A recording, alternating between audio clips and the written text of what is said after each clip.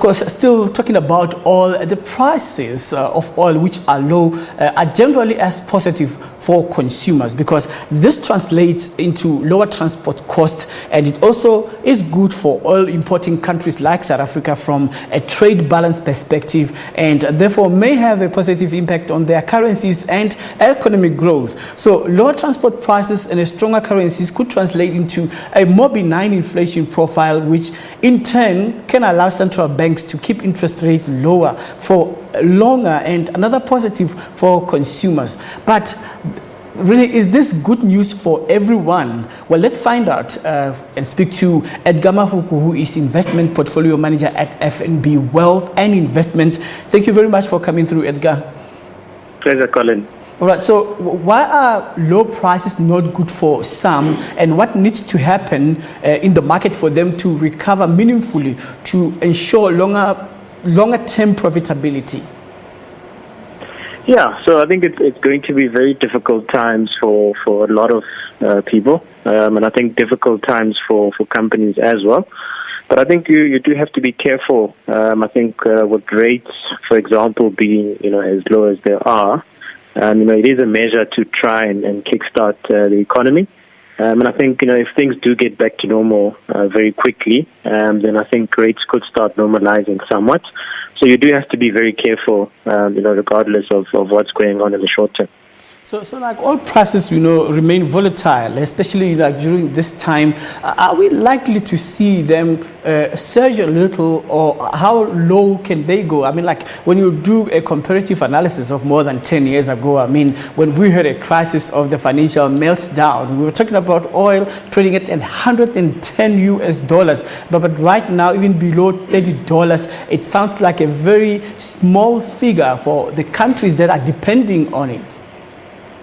Yeah, it is a different crisis, from 2008. I think this current crisis has affected everyone. I think it's affected, I would say, 9 out of 10 companies, in the economy, and that's why you're seeing something like oil, trading at levels that we haven't seen for years. And I think it's a result of the global economy being in shutdown. And I think definitely for countries that are dependent on oil, some of our peers in Africa, the likes of Nigeria, it does spell a bit of a disaster for their fiscal or for their fiscus for this coming year. Of course, they do depend heavily on oil.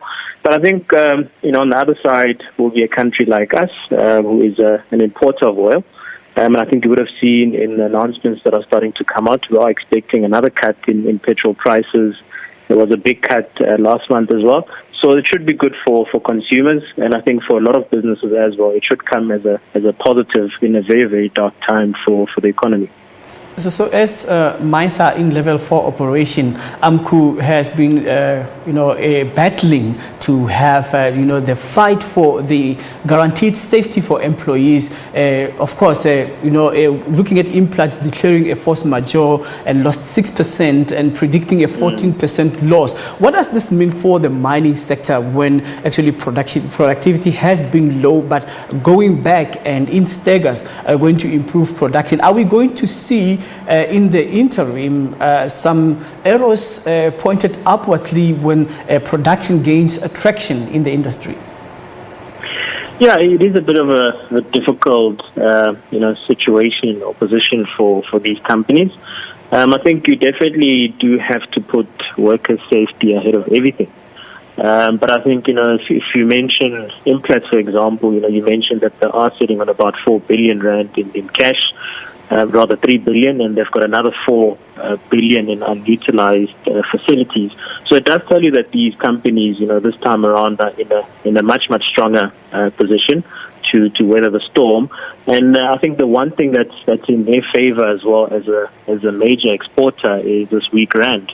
So I think as much as, yes, we are expecting, lower production levels given the shutdown, there will be some sort of relief from the weaker rand. And I think, of course, a lot of these commodities have held up. So I think it's not all that bad for the miners. So I think, it does give them space to prioritize worker safety before we do get back to full production.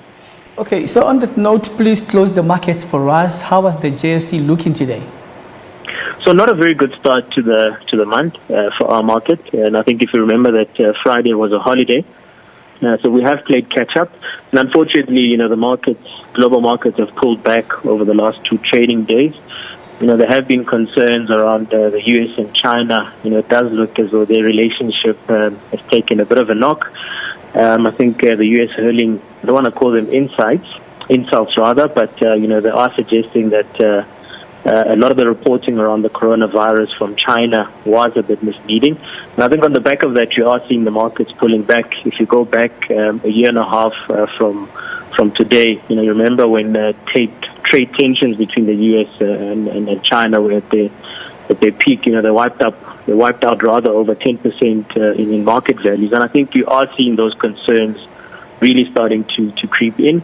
And on the back of that, you've got the US down 1% at this point in time. They were down about 2.5% on Friday. So it does tell you there's quite a bit of pressure.